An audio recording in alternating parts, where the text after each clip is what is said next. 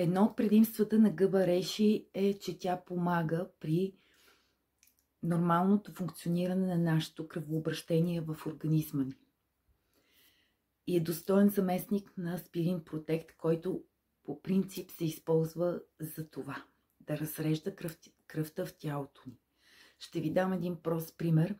Майка ми е от дълги години хипертоничка и се налагаше в продължение на дълги години да използва Aspirin Protect, за да разрежда кръвта си.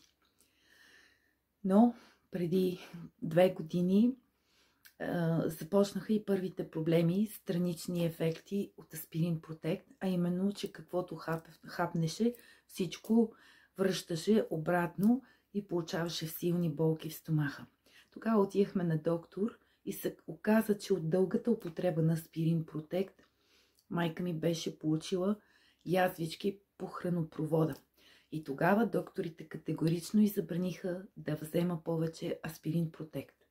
Да, обаче трябва да намерим решение как да го заместим. И тогава взехме решението майка ми да започне да приема капсулите на LR на гъбата Reishi. И се чувства добре.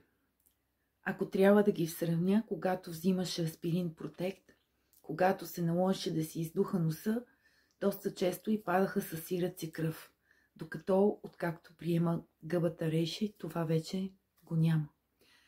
Гъбата Reishi е много полезна и има много положителни качества, но не всеки е запознат с това. Така че ви съветвам, ако имате такива проблеми и не може да приемате Aspirin Protect, може да се доверите на гъбата Reishi.